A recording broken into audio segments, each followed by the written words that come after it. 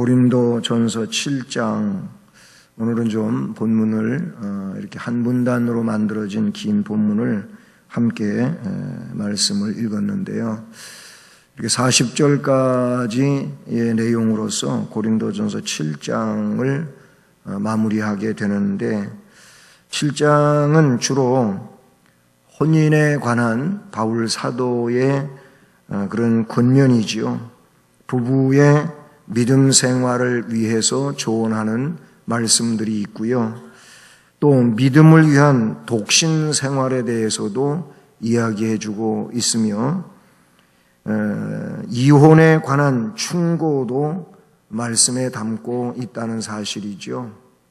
그래서 결혼을 해서 부부가 되어 가정을 이루었느냐?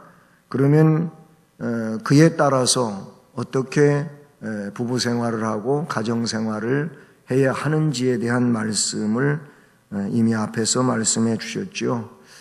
그리고 독신 생활 아무나 하는 게 아니고 하나님의 뜻에 의하여 할 수 있는 그런 일들인데, 그 또한 믿음 생활을 위하여 그렇게 해야 된다는 것이지요. 그냥 독신주의가 되고 혼자 사는 게 좋으니까 이런 방식에서 독신을 말하는 것이 아니고 믿음 생활을 위해서라는 겁니다. 물론 결혼 생활도 믿음 생활을 위하는, 이것이 그 무엇보다도 가장 큰 내용이라고 하는 것을 이미 말씀을 드렸지요. 이혼에 관한 충고도 있는데, 그것은 이미 지난 시간에 살펴본 것처럼 믿지 않은 남편이 그냥 살자고 하면은 인내하며 그를 전도의 기회로 삼으며 끝까지 잘 살아야 된다. 그런데 믿지 않는 남편이나 아내가 헤어지자 하고 한다면 그것도 그냥 단순히 생각하고 그 말에 그냥 바로 동의하고 할 일은 아니겠지만은 결국 믿음 안에서 그런 일을 또 잘 정리하고, 그리고 그렇게 되었으면 그냥 더 이상 결혼하지 말고 혼자 살아라 하는 것이 바울 사도의 그런 충고라는 사실이죠. 왜 이런 얘기들을 고린도전서 이 7장에 담고 있을까? 이미 여러 차례 말씀을 드렸지만은 고린도 교회는 다른 지역보다도 이 성윤리의 문제가 굉장히 심각한 지경에 이른 그런 여건들이 교회 주변에 너무나도 범람하고 있었다는 사실이죠. 성적인 문제가 너무나도 많아요. 그래서 고린도 교회는 이런 타락적 현상이 저들에게 자신도 모르는 사이에 눈에 띄고, 그리고 그런 사상들이 기독교 사상과 배치됨에도 불구하고 거기에 젖어들 수 있는 이런 상황이었기 때문이라고 볼 수 있는 것이죠. 그렇다면 오늘 이 시대에는 고린도 교회 주변 상황 못지않게 이 시대에는 전체적으로 성 문제가 심각한 상황이라는 사실이죠.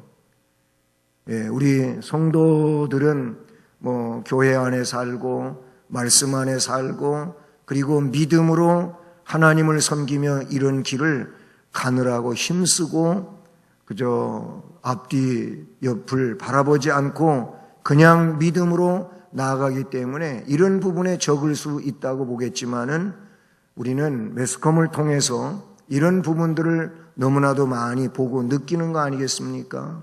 그래서 이 혼전 성 문제가 너무나도 심각한 상황이고, 그래서 그렇게 해서 잉태되어지고 버려지는 아이들의 숫자도 그 어느 때보다도 심각하다는 얘기죠. 그래서 많은 아이들이 입양되어지고 아니면은 또 생명이 위협을 당하고 그렇게 해서 목숨이 끊어지는 이런 일들도 너무 많은 시대라고 볼 수가 있어요.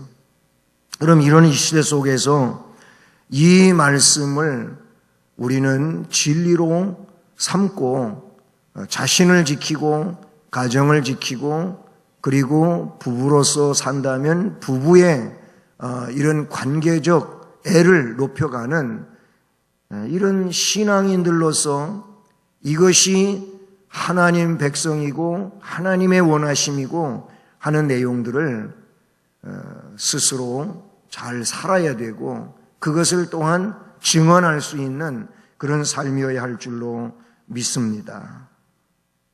오늘 말씀에 보게 되면은 임박한 종말을 사는 성도에 대한 말씀에 담겨져 있어요. 25절 이하를 보면 처녀에 대하여는 내가 주께 받은 계명이 없으되 주의 자비하심을 받아서 충성스러운 자가 된 내가 의견을 말한다. 내 생각에는 이것이 좋으니 임박한 환난으로 말미암아 사람이 그냥 지내는 것이 좋으니라 라고 말씀하고 있어요.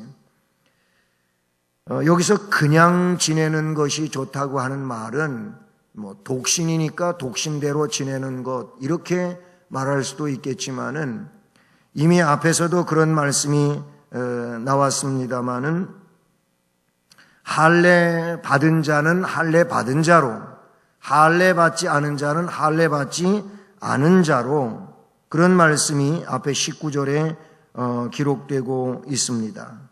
18절 19절에 왜 그러냐면 할례 받는 것도 아무것도 아니고 할례 받지 않는 것도 아무것도 아니다. 그런 말씀을 이미 앞에서 우리가 살펴보지 않았습니까? 임박한 그런 이제 환난이 있다는 겁니다. 그래서 결혼한 자는 결혼한 그대로, 그리고 독신으로 있는 자는 독신으로 있는 그대로, 혹은 결혼했다가 이혼이 되었으면 이혼한 그대로, 그런 의미로 이 말씀을 우리가 볼 수 있는 것이죠. 근데 그렇게 해야 되는 내용을 임박한 환난이 있다는 거예요. 이거는 종말과 관계되는 그런 내용이라고 볼 수 있는 것이거든요. 결혼은 물론 하나님께서 제정하신 것이잖아요.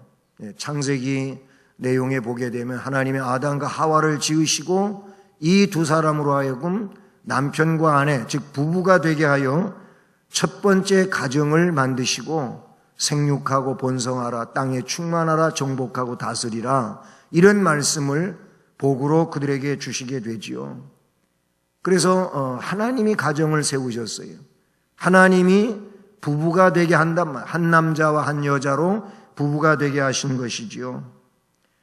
물론 그리스도께서도 혼인의 규례를 엄격히 인정하셨음이 마태복음 5장 31절과 32절 말씀에 기록되어지고 있다는 사실이죠. 그 유대의 유명한 두 율법 학파가 있습니다. 하나는 힐렐이고 하나는 샴마이입니다.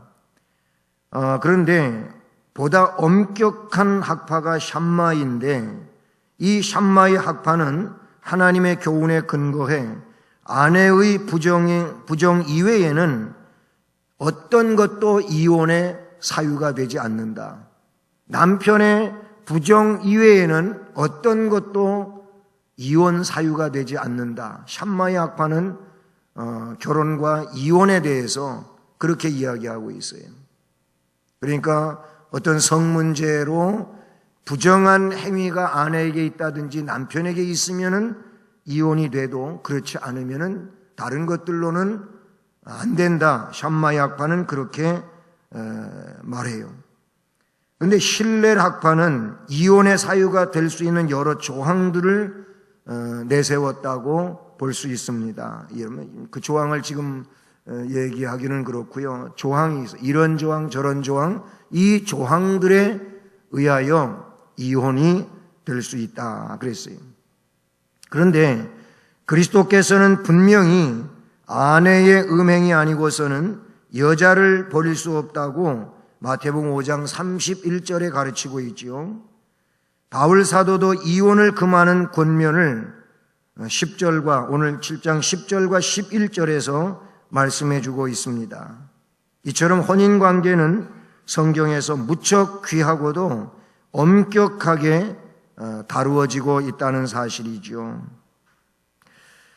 오늘 말씀에서 바울 사도는 혼인관계를 무척 소중하게 다루었음에도 불구하고 보다 나은 신앙생활을 위해서 말씀하고 있는데, 왜 그러냐면 그것이 임박한 환난을 염두에 두고 있다는 사실이죠. 이 임박한 환난이라고 하는 것은 그리스도의 재림이라고 하는 내용하고 연결되어지고 있는 것이죠. 그렇기 때문에 이 말씀의 임박한 환난과 성도의 가정 삶에 대하여 이야기할 때 이 부분을 어떻게 이해하고 또 간단하게 그리고 쉽게 이야기할 수 있느냐 하면은 우리의 신앙적 초점이 뭐냐고 하는 거예요.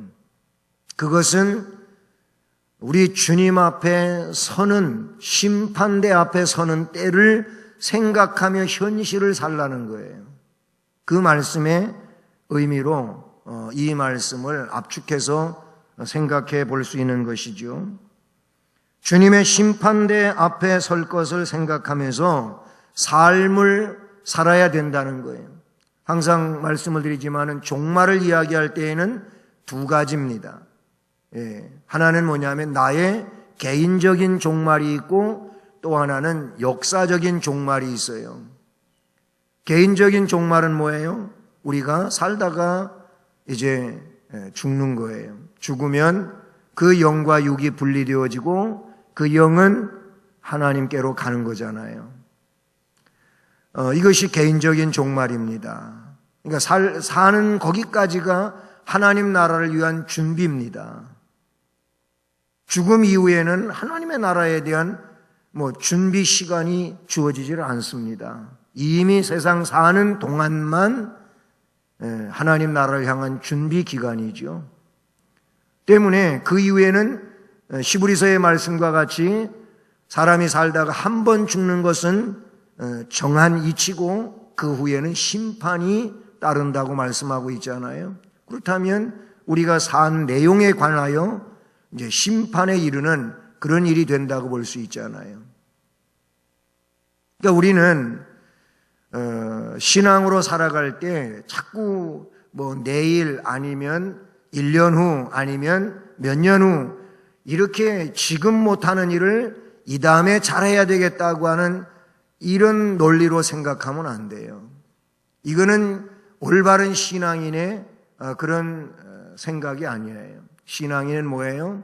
현재를 중요시 여겨야 돼요. 지금을 중요시 여기며 살아야 되는 거예요. 그러니까 지금 주님이 나를 오라 하셔도 내가 주님 앞에 물론 주님의 공로로 나아가는 것이지만 우리가 삶을 아무렇게나 살면서 주님의 공로 그렇게 이야기할 수는 없는 거예요. 정말로 주님의 공로를 이야기하고 있고 그렇게 믿고 있는 사람은 현실을 살아가는 삶에도 어떻게든 말씀에 부합한 삶을 살려고 전심을 다하는 것이 주님의 공로를 인정하는 사람들의 모습인 것이지요. 그게 주님을 진실로 믿는 사람들이 일상을 살아가는 그런 생활의 어떤 사상이고 주관이라고 볼 수가 있는 것입니다. 그러면 그렇게 개인적인 종말, 물론 궁극적으로는 역사적인 종말, 주님이 재림하시는 그때는 모든 우주의 역사는 끝이 나는 거예요. 그리고 하나님이 예비하신 영원한 천국과 멸망의 지옥이 펼쳐지게 되게 되는데 이 말씀에 임박한 환난을 말하고 있는 것은 종말을 이야기한다 그런 얘기죠. 그러니까 그런 의식을 가지고 우리가 주어진 삶의 내용 가운데서 어떻게 해요? 주를 기쁘시게 하는 삶의 목적 의식을 가지고 살아야 된다 그런 얘기예요. 여러분 오늘 하루를 살면서 정말로 주님을 기쁘시게 하고자 여러분 아내이십니까? 아내로서 남편이십니까? 남편으로서, 아니면 부모입니까? 부모로서, 자녀입니까? 자녀로서, 아니면 교회의 직책을 가지고 있는 직분자로서 주님을 기쁘시게 하는 일에 오늘도 전심을 다하셨냐? 그런 얘기. 바울 사도가 원하는 내용은 바로 그것인 줄로 믿습니다. 그 내용을 이야기하고 있어요. 이거는 좀 뉘앙스가 다를 수 있겠지만은 요즘에 좀 정치 일선에 나가서 지방선거가 이렇게 돌아오니까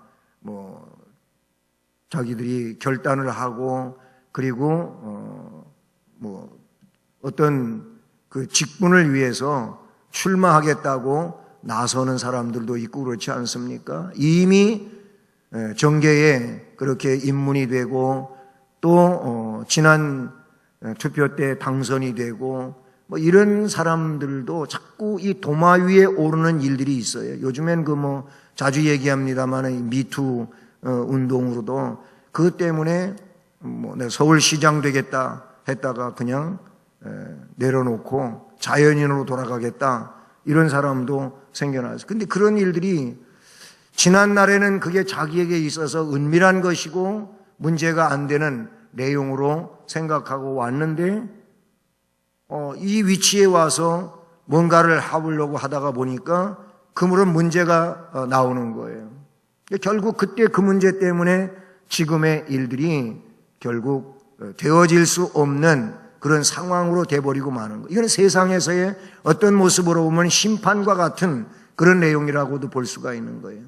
그러니까 그런 일을 앞으로 하고자 한다면 지금서부터라도 어떻게 해야 되겠어요? 자기를 관리를 해야 되는 거예요. 바르게 관리를 해야 떳떳하고 문제가 되지를 않지 않느냐 하는 생각을 가져보는데, 이 내용을 우리가 그리스도인으로 성도로서 장차 하나님 앞 혹은 주님 앞에 설 때를 생각해 본다면 어쩌해야 되겠냔 말이에요. 이 점을 우리가 생각해 보자는 거예요. 바울 사도의 말씀 속에 나타나고 있는 그런 사상은 바로 그와 같은 내용이라고 볼 수가 있는 것이죠.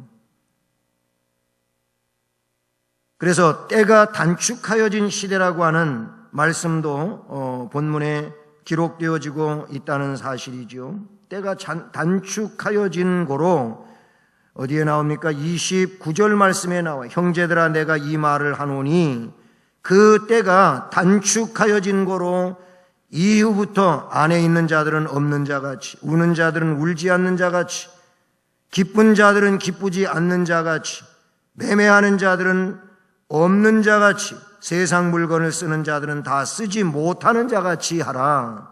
왜? 이 세상의 외형은 지나감이니라. 이렇게 말씀하고 있어요.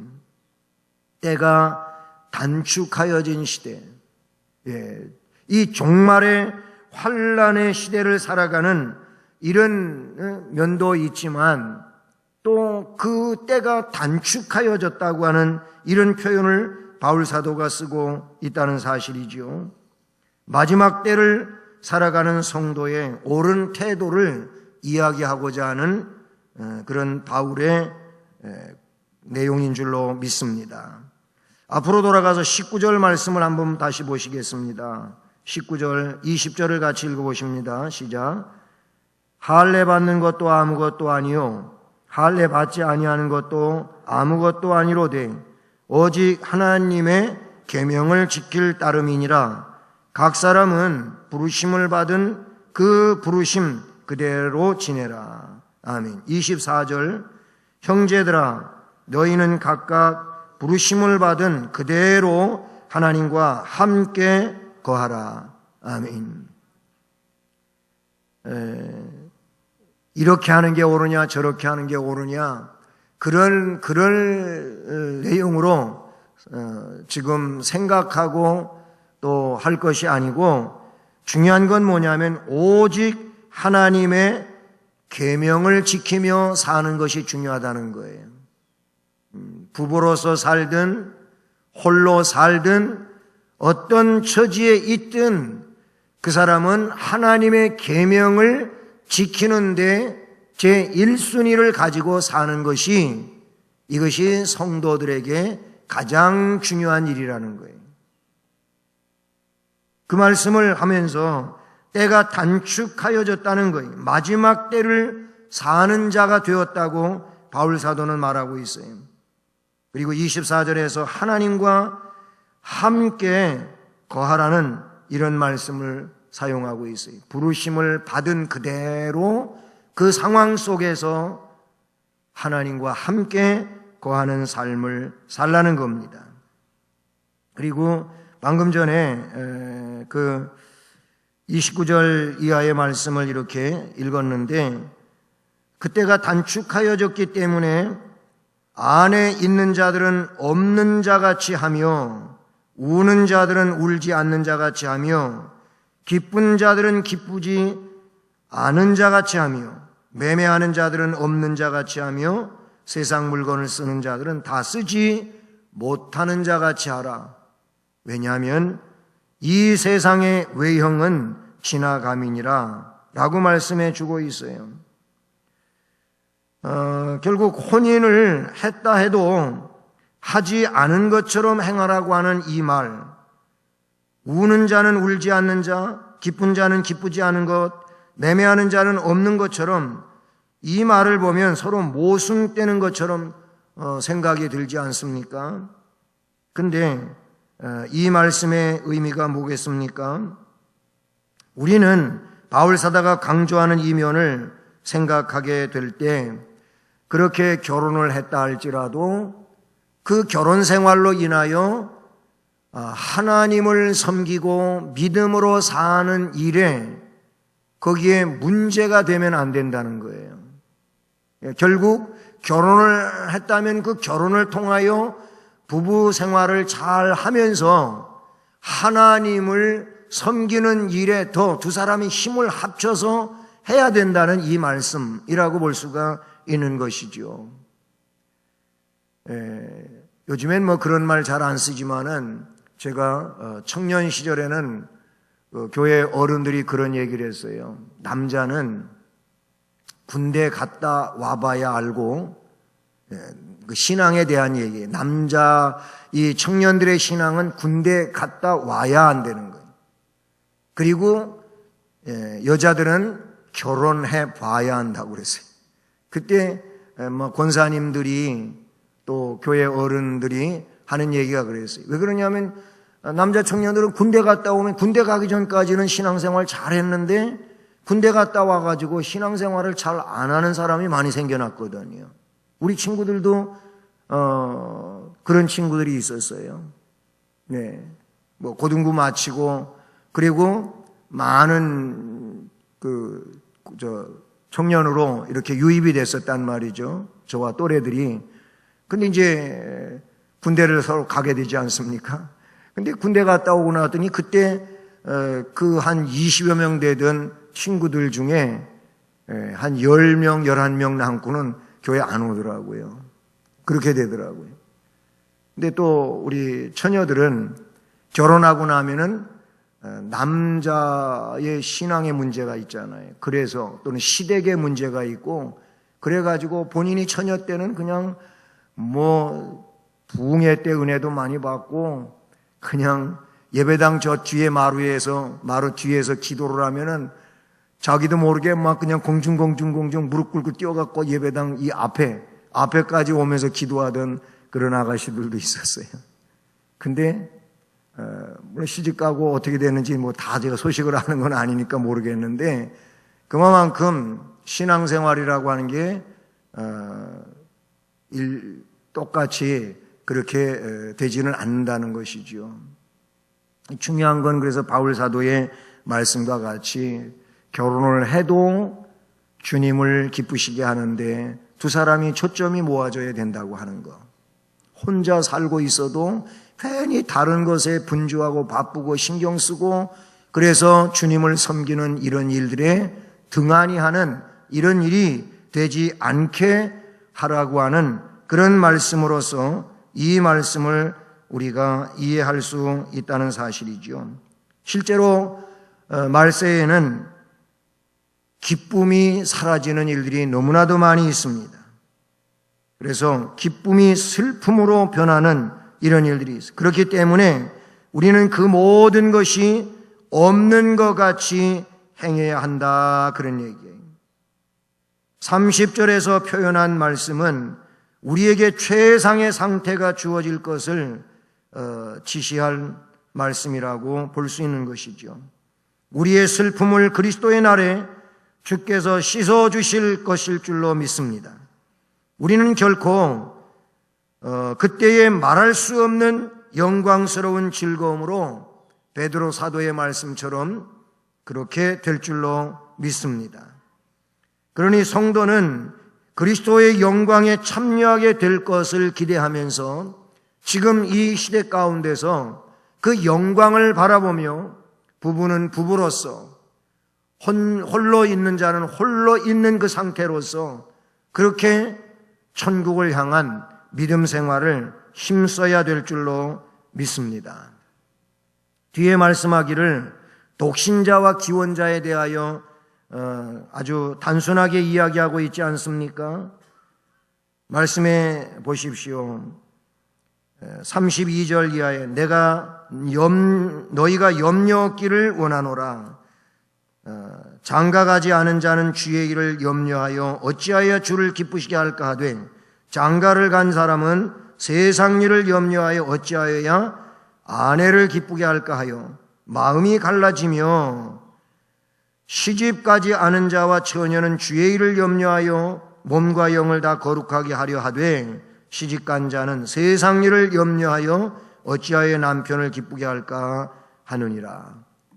무슨 얘기입니까? 물론 장가 안 갔다고 주님을 기쁘시게 하는 일에 몰두할 수 있는 그건 물론 아니겠지만 여기서 말하고 있는 내용은 신앙생활을 잘하고 있는 그런 청년을 두고 한 얘기지요. 처녀를 두고 한 얘기지요. 그런 사람들이 장가를 가거나 시집을 가게 되면은 장가 간 사람은 아내의 기쁨을 위해서 또는 남편의 기쁨을 위해서 이제 주를 위하여 힘을 쏟던 일들이 갈라지게 나뉘어지게 된다고 하는 이 말씀을 이야기해요. 그러니까 앞에 말씀처럼 결혼해서 두 사람이 힘을 합쳐서 주님을 더 열심히 잘 섬기면 이게 최상이지요. 그렇게 되기를 원하는 내용이라고 볼 수가 있어요. 그래서 35절 말씀에 내가 이것을 말하면 앞에 말씀의 내용을 말하고 있는 것은 너희의 유익을 위함이라는 겁니다. 너희에게 올무를 놓기 위해서 말씀하는 내용이 아니라는 겁니다. 오직 너희로 하여금 이제 이치에 합당하게 해서 흐트러짐이 없이 주를 섬기게 하려 함이라. 중요한 건 그렇습니다. 결혼을 해도 결혼을 하지 않아도 우리가 흐트러짐이 없이 주를 기쁘시게 섬기는 그런 삶이라면 이것은 말씀이 원하는 내용이고 또한 그 자체가 복이 될 줄로 믿습니다. 주님의 일을 생각하고 주님의 일에 힘을 쏟고 주님을 위하여 살아가는 가정생활이 되어야 된다는 것이죠. 그렇지 않으면 이것은 그만큼 주님과 멀어지는 영적인 손해를 입게 되는 내용이라고 말씀해 주고 있는 것이죠. 사랑하는 여러분, 오늘 본문을 통하여 바울 사도는 혼인하지 않는 것이 바람직한 것이 아니라 혼인, 독신, 어느 쪽이든 하나님의 사업을 위하여 하는 것이 바람직한 것이라고 말씀해 주고 있는 줄로 믿습니다. 그러니까 여러분들은 지금 이 상황에서 어떤 형편과 처지에 있든지 그 상황 속에서 제일로 중요시 여겨야 될 일이 뭐라고요? 주님을 기쁘시게 하는 겁니다. 먹든지 마시든지 무엇을 하든지 다 하나님의 영광을 위하여 하라고 하는 이 말씀과도 같이 우리는 거기에 초점이 모아져야 되는 그것이 영적인 유익이고 그리고 우리가 장차 주님 앞에서 얻게 될 영광이요 그리고 영원한 복이 될 줄로 믿습니다. 기도하시겠습니다. 사랑의 하나님 아버지, 감사